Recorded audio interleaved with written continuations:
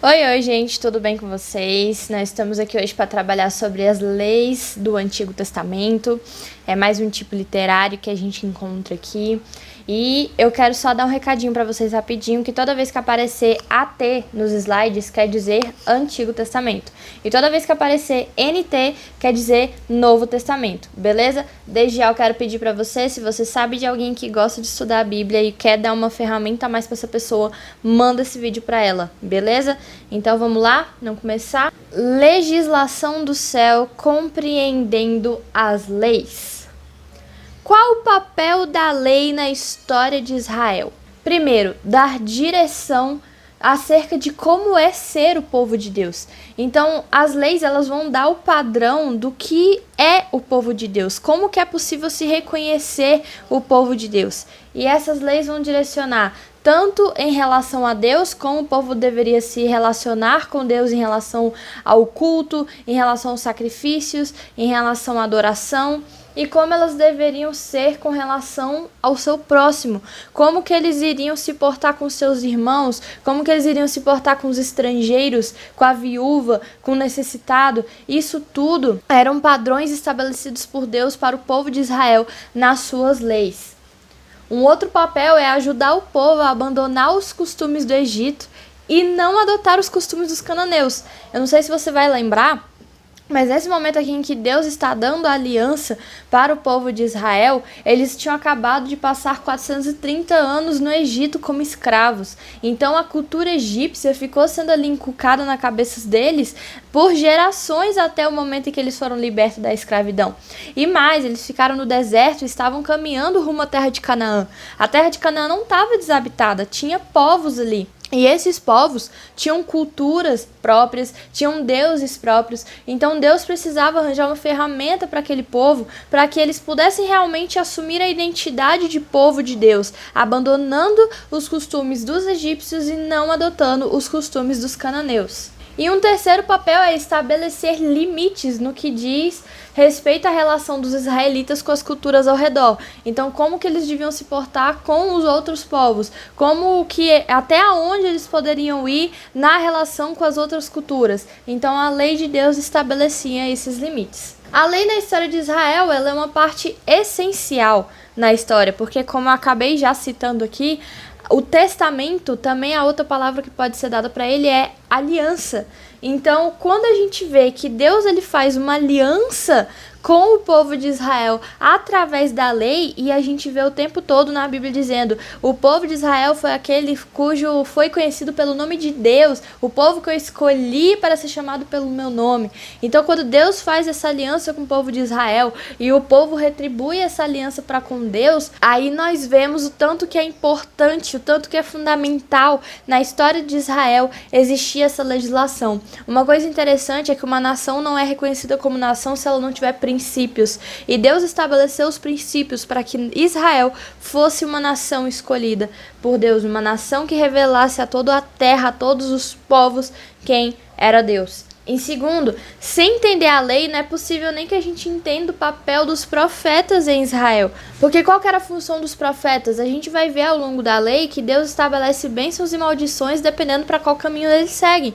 Então os profetas, quando vinham, eles advertiam sobre os caminhos que Israel estava adotando e por que aquelas maldições ou bênçãos seriam tragas a Israel dependendo da decisão que eles tomassem. Tudo isso, eles não trazem nada de novo que Deus tivesse decretado sobre Israel. Eles repetiram coisas que estavam na lei. Então eles estavam ensinando, exortando, advertindo, tudo com base na lei. Se não tivesse lei, não tinha por que ter profeta. A gente vê lá em Romanos que se não houvesse a lei, a gente também não tinha pecado, porque como eu ia saber o que era errado? A lei mostrou isso. Então, através da lei veio a morte, e é a morte de Cristo que trouxe a vida.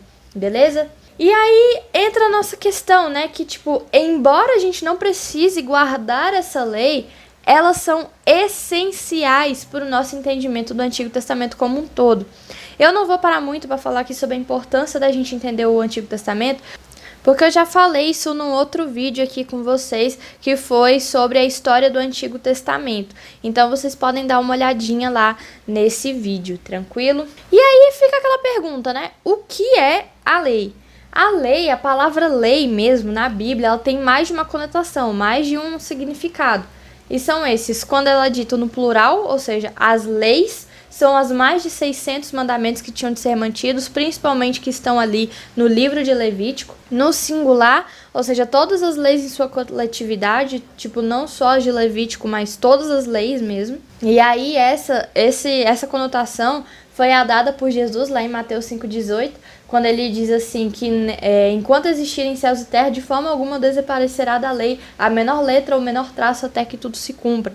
Então tudo isso, todas as leis da coletividade, é tudo aquilo que foi falado desde lá de Adão, quando ele começa ali instituindo o casamento, instituindo as promessas, né, do honrar o pai e mãe, até depois lá com Abraão e tudo isso, todas essas leis gerais, todos esses princípios gerais de Deus estão aí dentro dessa conotação de lei. Outra vez no singular, mas dessa vez se referindo ao Pentateuco mesmo, os 5 primeiros livros da Bíblia, Gênesis, Êxodo, Levítico, Números, Deuteronômio.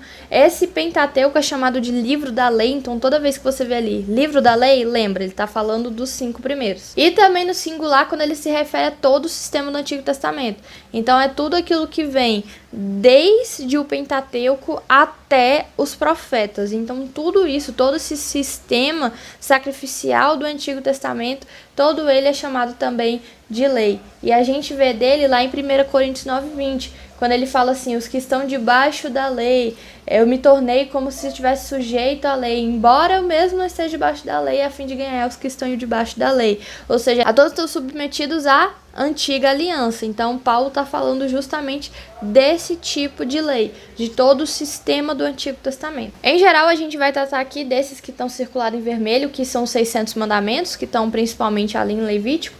Vamos tratar do Pentateuco, que são o livro da lei, e o que se refere ao sistema do Antigo Testamento. Por que a gente não tem como focar só no livro de Levítico? Porque a gente vê que toda lei ela começa lá em Êxodo 20. Então seria meio que muita presunção da minha parte, vamos falar apenas do livro de Levítico. Não, as leis englobam tanto o livro de Levítico, principalmente o livro de Levítico, mas também englobam ali uma parte de Êxodo, uma parte de Números e uma de Deuteronômio. Então é todo sobre essa parte que a gente vai estar falando. E aí, como é que a gente cristãos hoje, na Nova Aliança, no Novo Testamento, nós lidamos com as leis do Antigo Testamento? Primeira coisa que a gente precisa entender é que a lei do Antigo Testamento ela é uma aliança. Não é uma aliança apenas do Novo Testamento. O Antigo Testamento também é uma aliança. E aí a gente vê lá em Hebreus 8:13, quando ele vai falar sobre essa aliança, ele fala assim: chamando nova esta aliança, ele tornou antiquada a primeira, e o que se torna antiquado e envelhecido está a ponto de desaparecer. Então a gente vê o autor de Hebreus fazendo essa comparação na questão da nova e da antiga aliança. Mas aí como é que a gente se porta diante disso? A gente simplesmente esquece, finge que não existe a antiga aliança, ignora totalmente as leis, ou pula esses livros quando a gente está lendo o Antigo Testamento, ou como é que a gente lida com isso? Para começar, a gente precisa entender um pouquinho que uma aliança ela é um contrato obrigatório entre duas partes. E essas duas partes têm obrigações específicas nessa aliança. Naquela época, a gente tinha muitos esses contratos do que no livro eles chamam do suzerano e do vassalo. O que é isso? Era alguém com um poder superior, um poder supremo, por se dizer assim, e alguém que seria um servo. Quando eles iam fechar esses contratos, aquele que seria do poder supremo, ele ia garantir proteção ao servo, e o servo, em contrapartida, tinha que fornecer a lealdade, de cuidar das coisas daquele suzerano que seria o da pessoa do poder supremo. E aí a gente vê que enquanto o vassalo ele observava as estipulações dadas pelo suzerano, as regras dadas pelo suzerano, ele sabia que o vassalo era leal. Então, a fidelidade deles era vista não pela produção, não era vista por aquilo que eles entregavam ao suzerano, mas pela forma como eles cumpriam as regras que eram estabelecidas ali pelo suzerano. E até abrindo um parêntese aqui, algo interessante que a gente vê era por que Israel tinha tanto problemas assim em relação a Deus, porque eles tinham muitos frutos. em relação, por exemplo, eles cumpriam com as festas, eles cumpriam com os dízimos, eles cumpriam com as ofertas, com os sacrifícios, mas ele fala que as palavras do povo estavam para Deus, mas o coração estava longe. E muitas vezes isso acontece até com a gente hoje, né? Porque a gente dá frutos, a gente tá na igreja, a gente faz as coisas, mas o principal a gente não tá fazendo, que é cumprindo a vontade de Deus, cumprindo aquilo que Deus pensa, seguindo o mesmo pensamento de Deus. E Israel também fazia isso. Então, não bastava dar resultados para Deus, não bastava dar resultados para o suzerano. O vassalo, o servo, tinha que cumprir as regras, e só assim o suzerano saberia que ele era leal a ele. Então, fechando parêntese, então a gente vê assim que Deus usou esse tipo de estipulação porque era uma forma bem conhecida naquela época, havia muitos desses contratos naquele tempo, e aí o povo ia entender. E aí eu vou até mostrar aqui em seguida como que era a estrutura desses contratos e que Deus seguiu exatamente essa mesma forma, para que o povo compreendesse do que estava se tratando aquela aliança.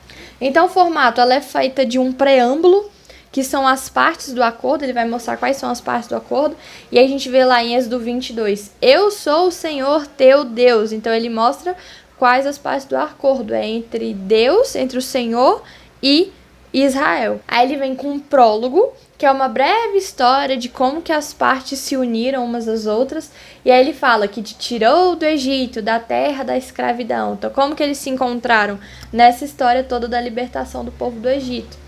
Aí nós temos as estipulações, que são as leis individuais, e a gente tem uma série de leis, né, individuais. Nós temos as testemunhas, que são citadas, ou seja, são aqueles que vão fazer a aliança ser cumprida. Geralmente Deus jurava por ele mesmo, ou quando ele queria endossar, botar mais alguma coisa, ele botava os céus e a terra. Como a gente vê lá em Deuteronômio 4, 26. Invoco hoje o céu e a terra como testemunhas contra vocês. Então Deus também colocava os céus e a terra como testemunhas contra o povo. As sanções eram as bênçãos e maldições. A gente vê isso principalmente lá no livro de Deuteronômio, mais pro finalzinho, né? E a cláusula, que é o último elemento, que era a provisão para a revisão regular da aliança, para que ela não fosse esquecida. E aí a gente vê isso lá em Deuteronômio 17, 18 e 19. Quando ele vai falar que eles deveriam estar fazendo cópias da lei e que eles deveriam estar sempre ali lendo todos os dias para que essa aliança fosse mantida entre o povo. E aí a gente vê que o Antigo Testamento não é o nosso testamento. A Antiga Aliança não é a nossa aliança. E como que a gente vê isso?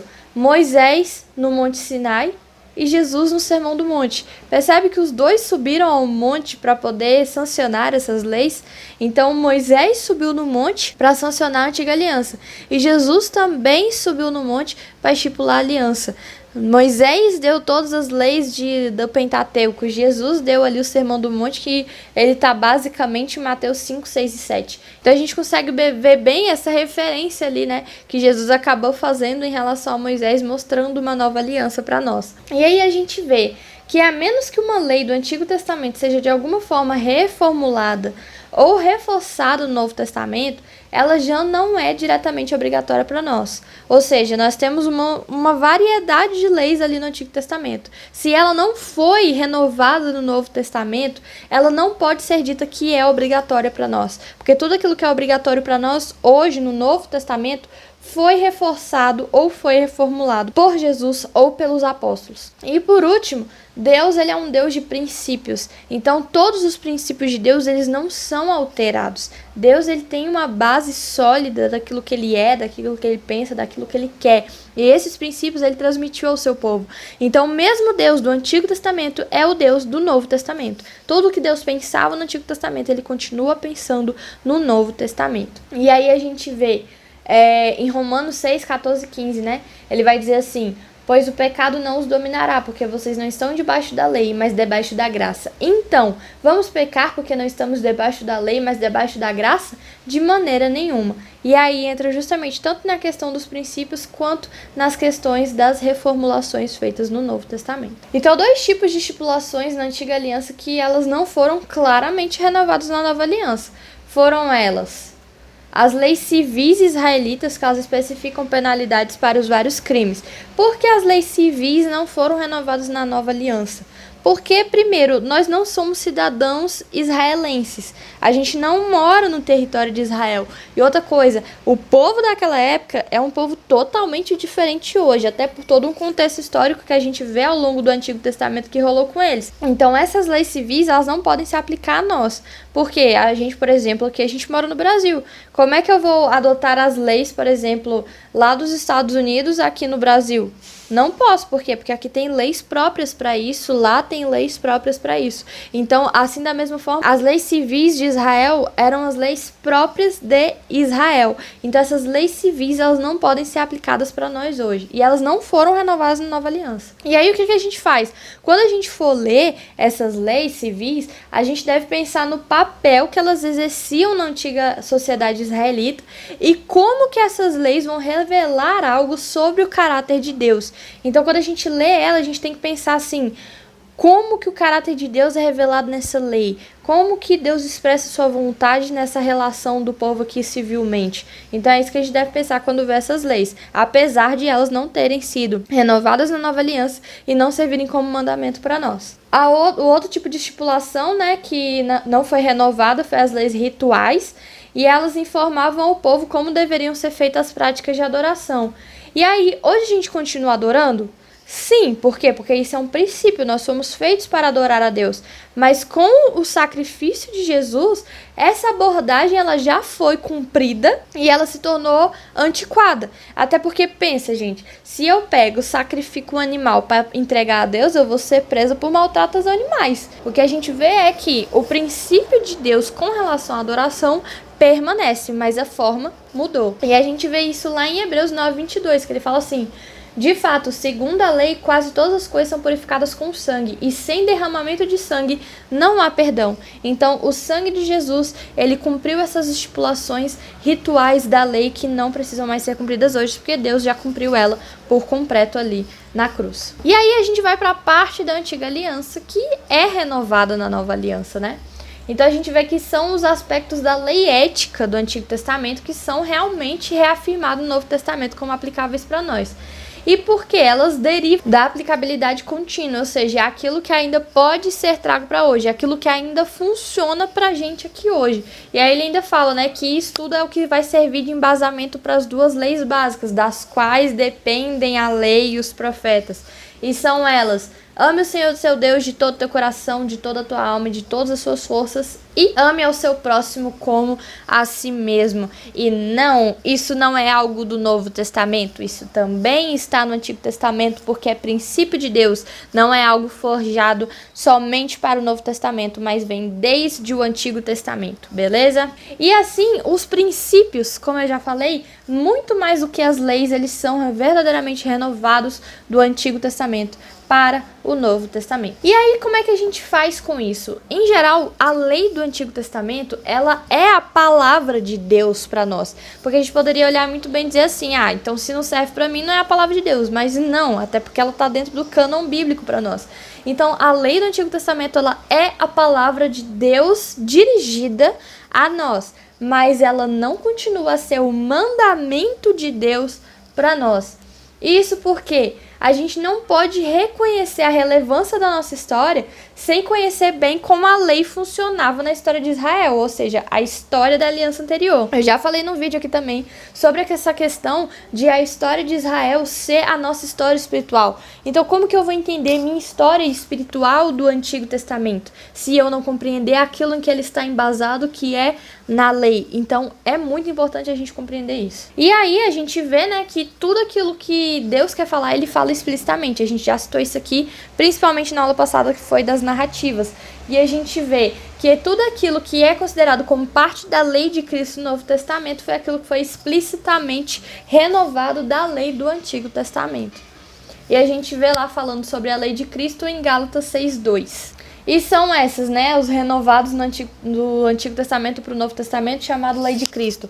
Os 10 mandamentos, que a gente vê no Sermão do Monte, lá em Mateus 5 ao 7. E os 2 grandes mandamentos que eu já mostrei pra vocês, que tá lá em Deuteronômio, tá lá em Levítico e também está praticamente em quase todos os livros do Novo Testamento, tanto nos evangelhos quanto nas epístolas. E aí a gente tem um ponto importantíssimo. Não se pode comprovar que qualquer outra lei do Antigo Testamento é rigorosamente obrigatória para os cristãos, por mais valioso que seja para os cristãos conhecer todas as leis. Beleza? Então, embora não sejam mais as nossas leis, elas são uma parte valiosa da Bíblia, pois funciona na história da salvação para nos conduzir a Cristo.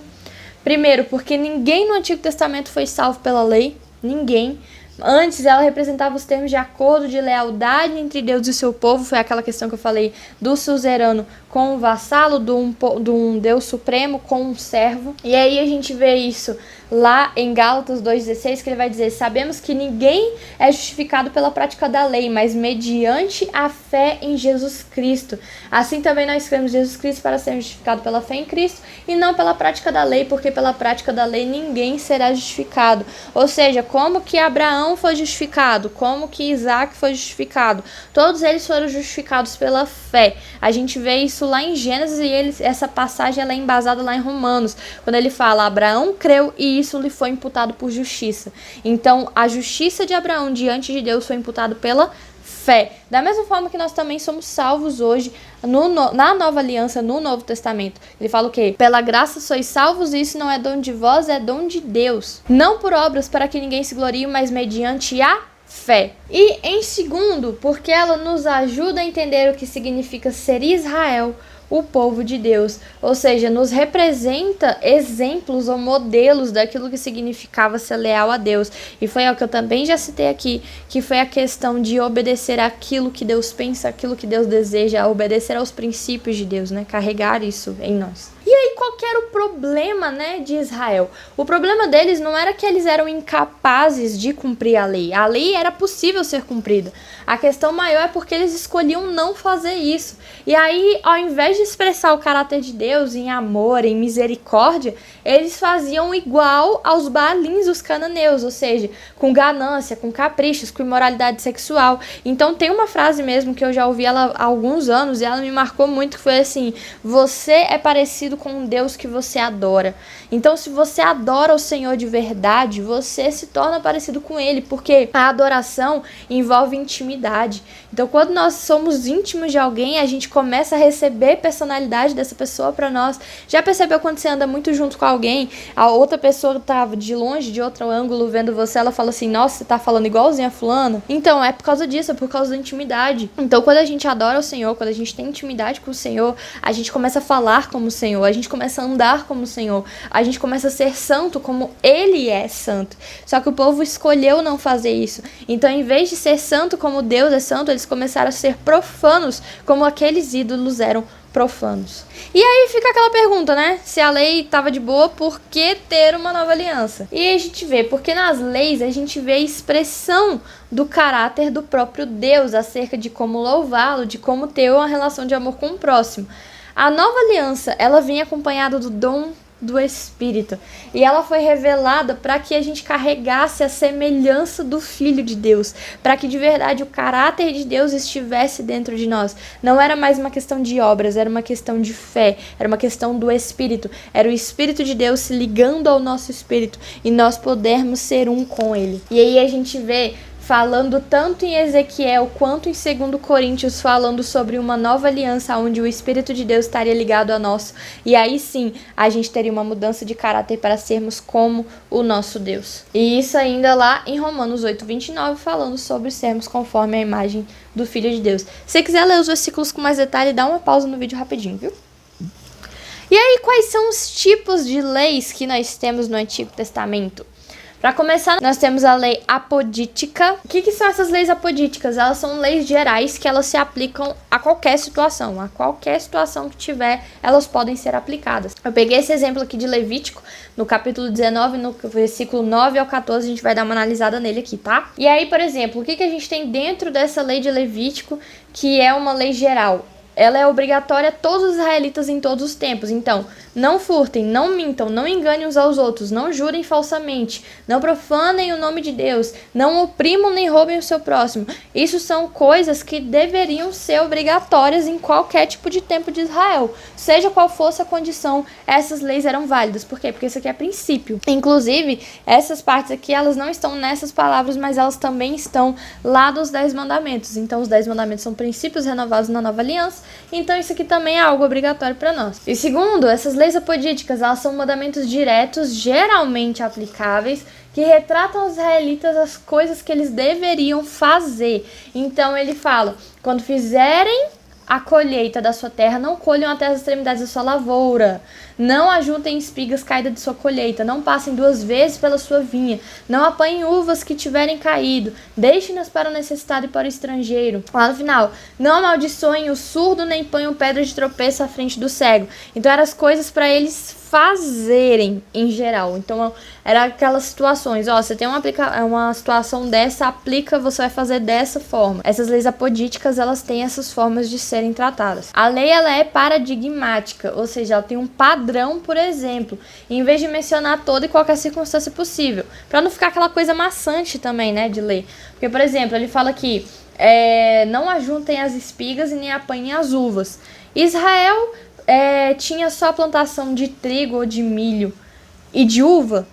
Não, eles tinham vários tipos de plantações. Então, quando Deus usou esses exemplos aqui de espigas e de uvas, era falando assim, qualquer tipo de colheita, qualquer tipo de ajunção que você for fazer na hora da sua colheita, é assim que vocês devem se portar. Então, Deus dá um exemplo, usando as espigas e usando as uvas, mas ele está aplicando isso para qualquer situação. E, embora elas sejam limitadas na sua redação, elas são abrangentes em seu espírito. É a questão que eu acabei de falar. Para serem aplicadas em toda e qualquer situação, no caso da colheita, que é o caso da lei que a gente está vendo aqui. As declarações nas leis apodíticas, elas visavam ser uma orientação com aplicabilidade geral, ou seja, deixem-nas para o necessitado e para o estrangeiro, ou o pagamento de um diarista. Então, qualquer pessoa que fosse necessitado, fosse de Israel ou não, e um estrangeiro, seja de qual povo que fosse, ou o pagamento de um diarista ou de qualquer outro tipo de serviço, deveria ser aplicado dessa forma. Essa deveria ser a orientação para como eles deveriam se portar com os próximos nessas situações. Quando a gente lê a lei do Antigo Testamento, a gente deve ficar humilhado por sentir o quão indignos nós somos de pertencer a Deus. Porque todas essas coisas que ele fala aqui para que o povo não fizesse, ele fecha com tema o seu Deus, ou seja, faça tudo isso não por simplesmente uma regra, mas por temer a Deus. E muitas vezes a gente cai em quantos pecados, né, gente? E a gente nem pensa, a gente nem raciocina que isso, a gente cai nesses pecados ainda por falta de temor ao Senhor, né? A gente deve pedir o temor ao Senhor nas nossas vidas. E aí o outro tipo de lei que a gente encontra no Antigo Testamento são as leis casuísticas. O que são essas leis? São leis condicionais, ou seja, elas são aplicadas a casos específicos. E aí a gente vai analisar aqui uma lei que está em Deuteronômio, no capítulo 15, no versículo 12 ao versículo 17. Os princípios, né, na lei casuística.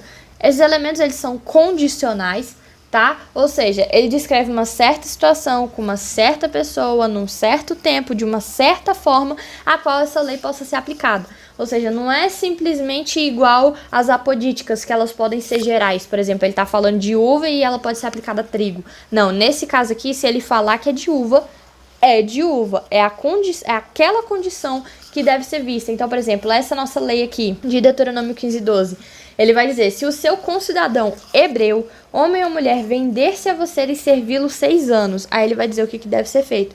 Ou seja, qual é a condição para que essa lei seja aplicada? Tem que ser um concidadão, ou seja, não vale ser estrangeiro, tem que ser o hebreu. E essa lei vai se aplicar se esse hebreu se vender a você e te servir 6 anos. Ou seja, se ele não te servir 6 anos, se ele não se vender a você, se ele não for hebreu, essa lei não cabe a essa situação. E aí a segunda parte da lei vai falar, e se o seu escravo lhe disser que não quer deixá-lo. Ou seja, essa segunda lei que está aqui ainda nesses versículos, ela só pode ser aplicada se for hebreu, que se vender a você, servir você por 6 anos e não quiser ir embora quando você der para ele a liberdade. Tá vendo as condições que são dadas para que essa lei seja aplicada?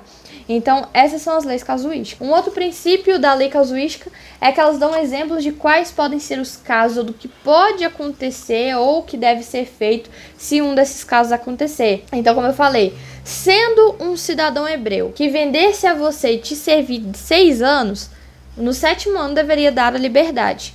E quando fizer, não devia mandar embora de mãos vazias. Você deveria dar provisões para que ele pudesse começar a vida dele, né, depois da escravidão. Até porque, naquela época, quando uma pessoa se vendia a você para escravo, era porque ela estava te devendo alguma coisa, não tinha com que pagar, então ela dava a própria vida, dava para você serviços durante alguns anos estipulados entre vocês, para que ela pudesse pagar aquela dívida. E aí a gente vê a outra condição, que é a segunda parte da lei. Se o escravo disser que não quer deixá-lo, o que você deveria fazer nessa condição? Apanhar o furador e furar a orelha dele contra a porta, e ele se tornaria o seu escravo para o resto da vida. Então, nessas certas condições, é assim que deve ser feito. Então, ele deixa bem específicozinho o que fazer nessas situações. E aí a gente vê que essas leis, em geral, elas se aplicam especificamente a vida civil, religiosa e ética de Israel, sendo por sua própria natureza limitadas na sua aplicabilidade e, portanto, improvável que tenham aplicações ao cristão. Nenhuma dessas leis aqui foram renovadas na Nova Aliança, tá, gente?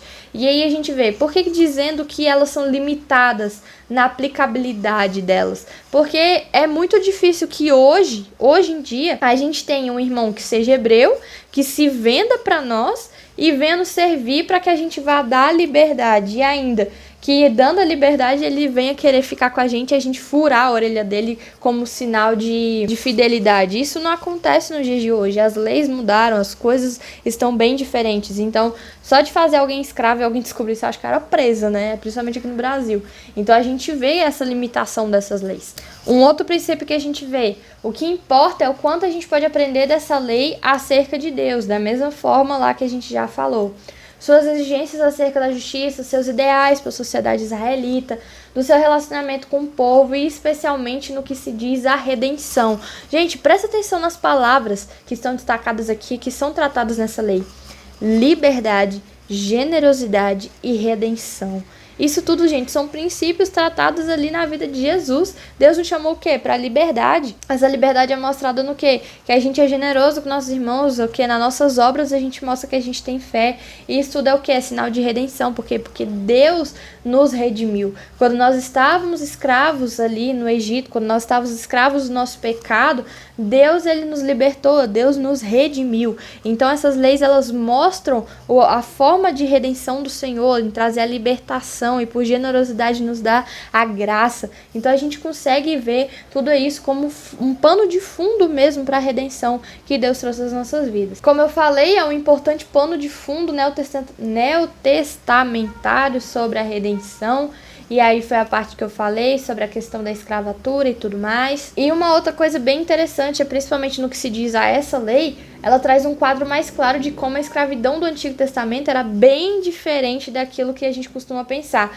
Porque pensa só o seguinte, tudo que a gente conhece sobre escravidão, principalmente assim, eu digo como cidadãos brasileiros aqui, quando a gente pensa na escravidão, a gente pensa o quê? Em chicote, a gente pensa nas senzalas, a gente pensa nessas coisas, em trabalhos forçados, coisas horríveis. Mas quando Deus trabalhava com a questão da escravatura ali no Antigo Testamento, Deus queria fazer o povo entender que mesmo que alguém estivesse ao seu dispor em algum serviço, todos eles pertenciam a Deus. Seja livre, seja escravo, seja rico, seja pobre, todos eles pertenciam a Deus. E Deus queria fazer eles entender de tal forma que Deus estipulou esses tipos de lei. Tipo, você vai quitar sua dívida com o seu trabalho, beleza, mas não é porque ele está te servindo que você vai maltratar ele.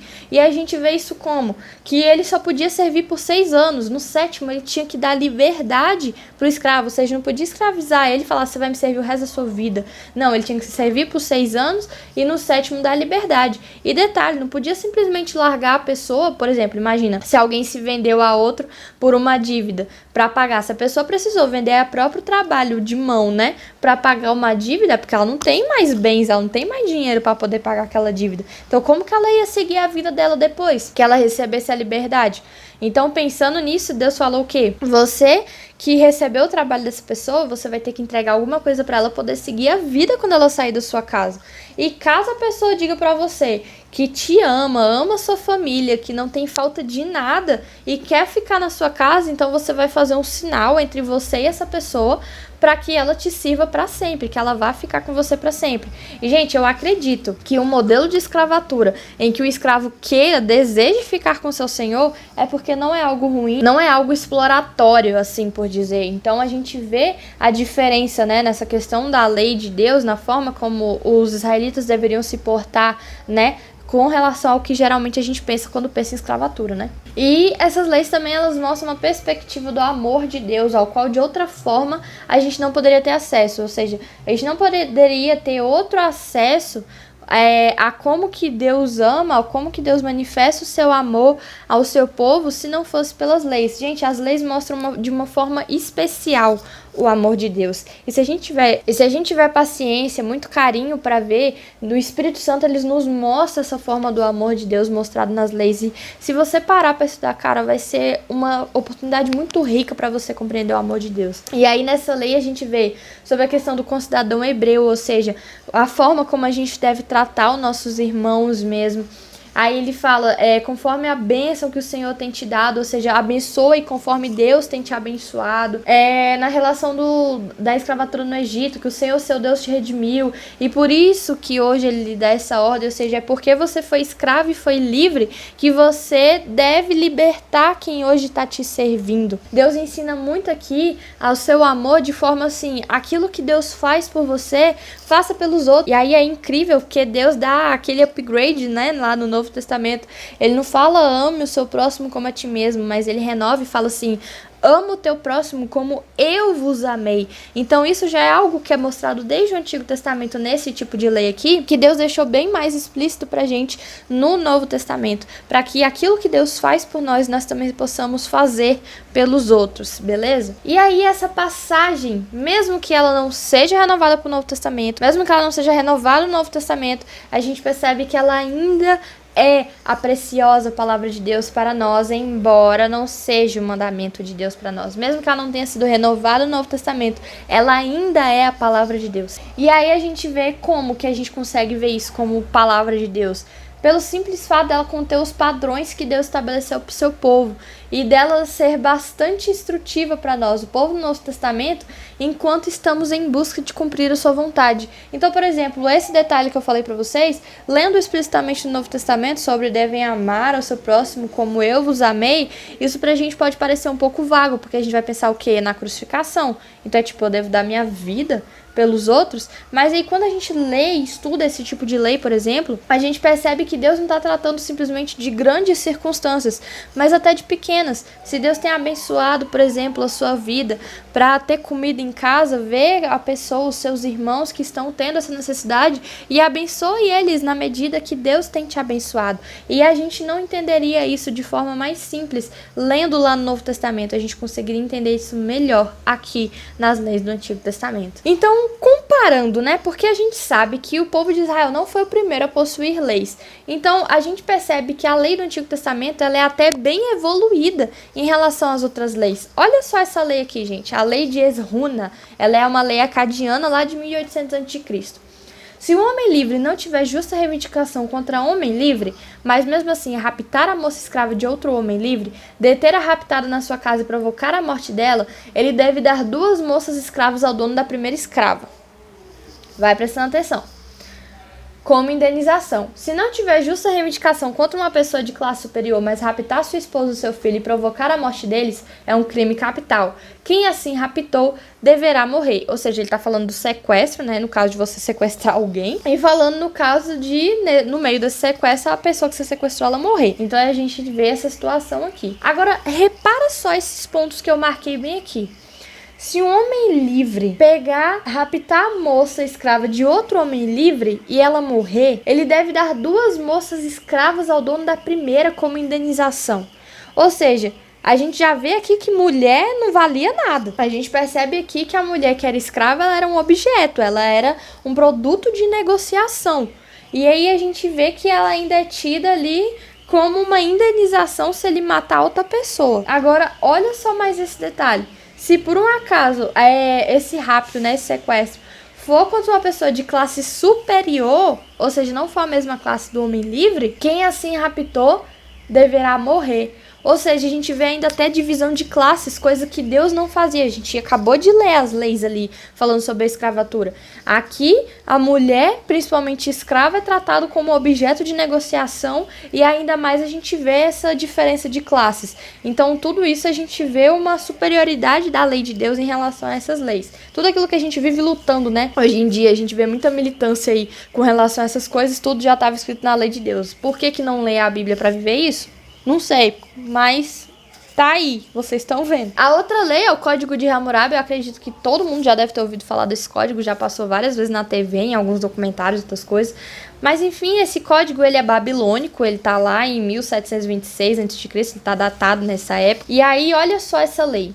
Se o nobre ferir a filha de outro nobre livre e provocar um aborto da parte dela, deve pagar 10 ciclos de prata pelo feto dela.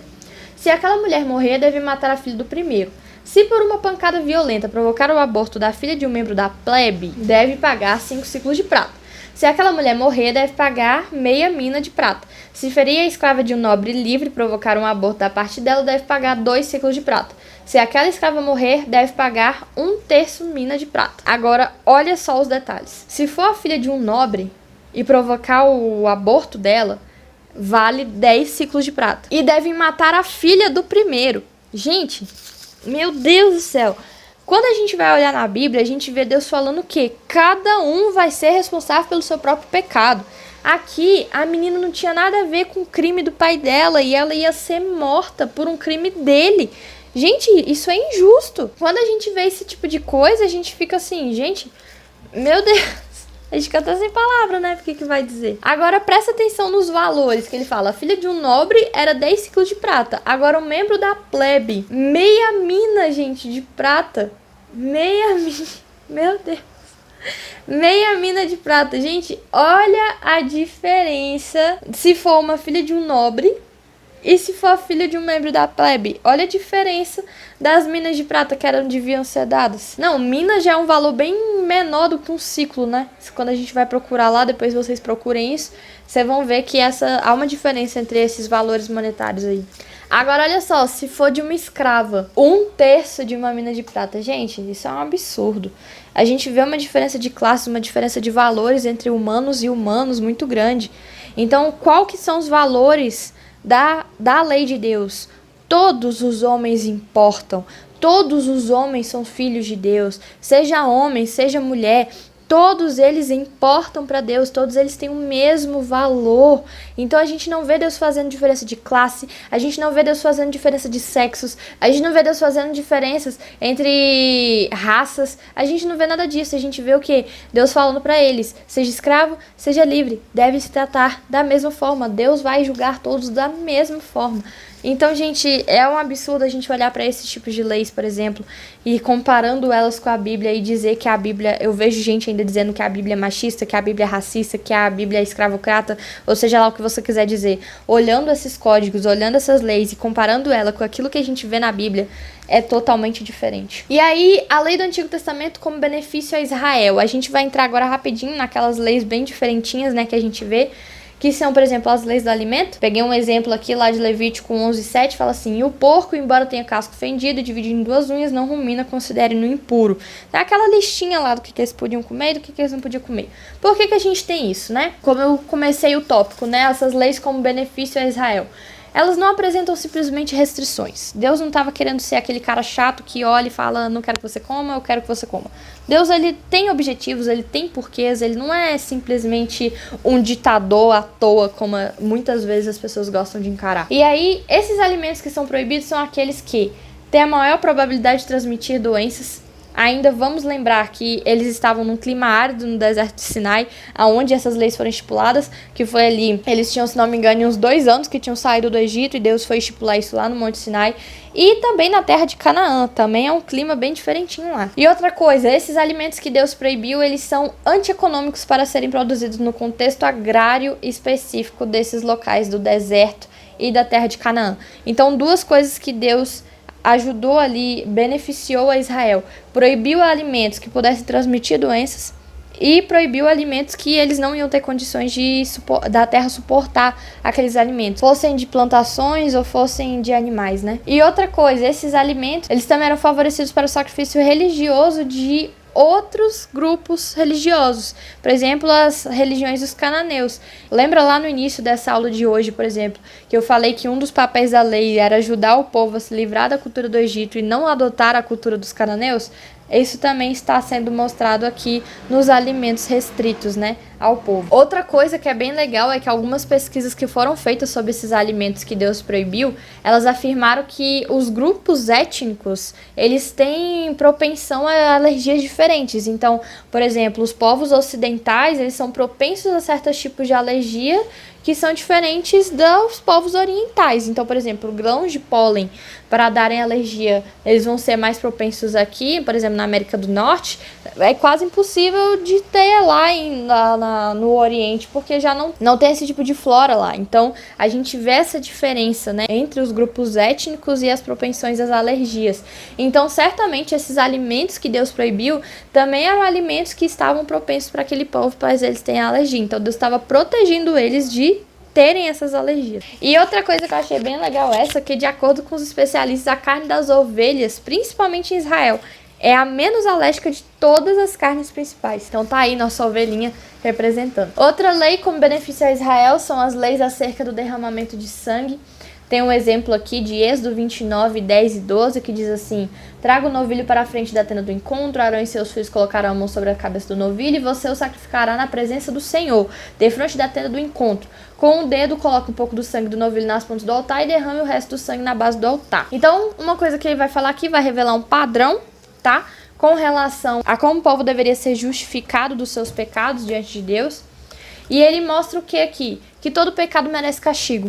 Todo pecado merece castigo, eles não podem ser simplesmente impunes. Porque o pecado, ele é um infringimento à lei. E quando a gente peca, a gente ofende alguém. E essa ofensa, ela precisa de um perdão. Mas para que haja perdão, um preço precisa ser pago. Alguém tem que assumir essa culpa. E aí um outro detalhe que a gente vê: quem peca não merece viver.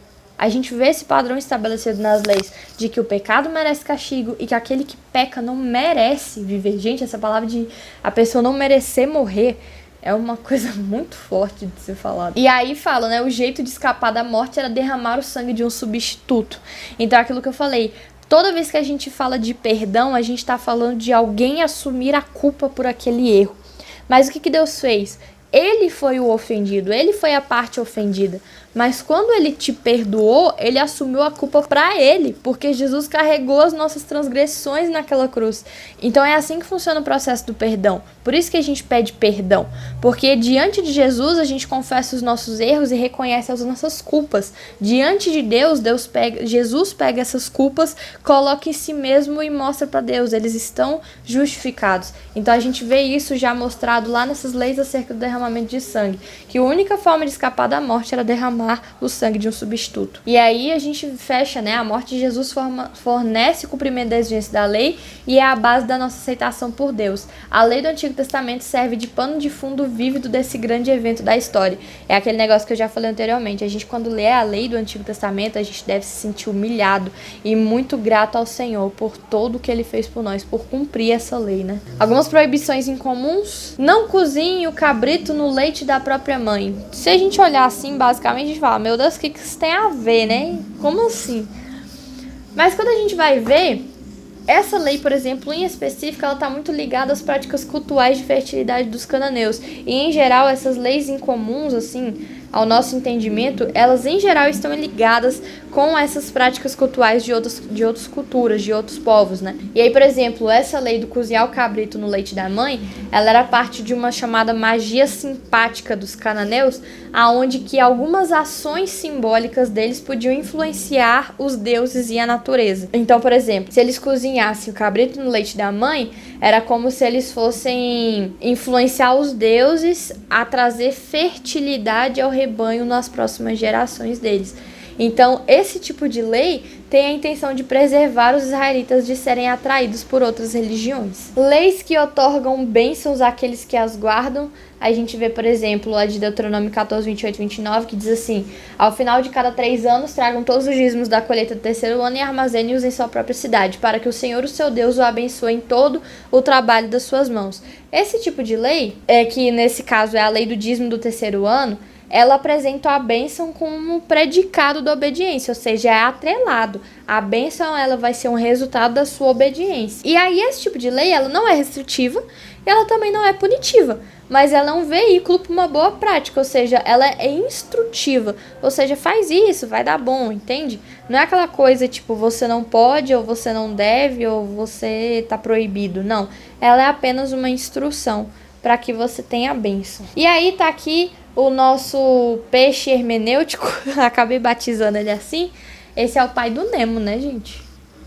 Como é que é o nome do pai do Nemo? Enfim. E aí a gente vê: 1.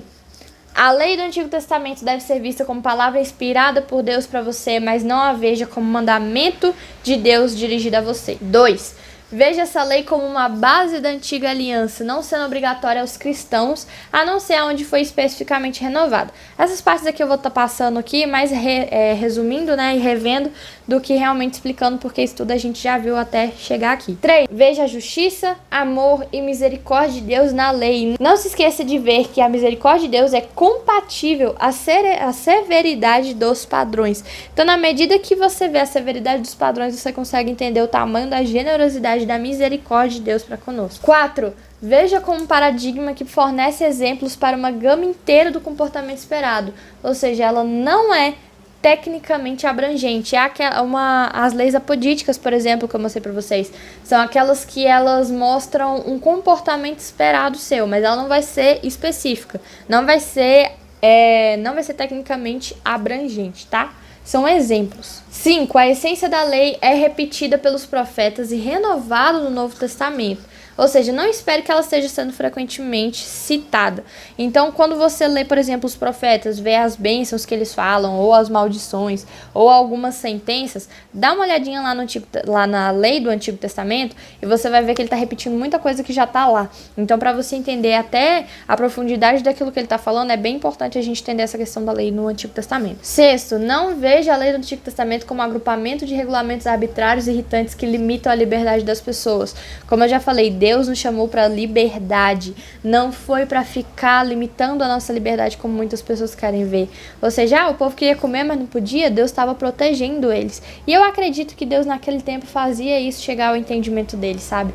Dessas questões das alergias e tudo mais. E é isso, gente. Muito obrigada por você ter assistido até aqui. Compartilhe esse vídeo com alguém que precise ver, que vai querer estudar essas leis. E estude você também, vai ser muito importante. Qualquer dúvida, qualquer necessidade, pode botar aqui nos comentários ou me chamar no direct no Instagram, beleza? Um beijo e fiquem com Deus.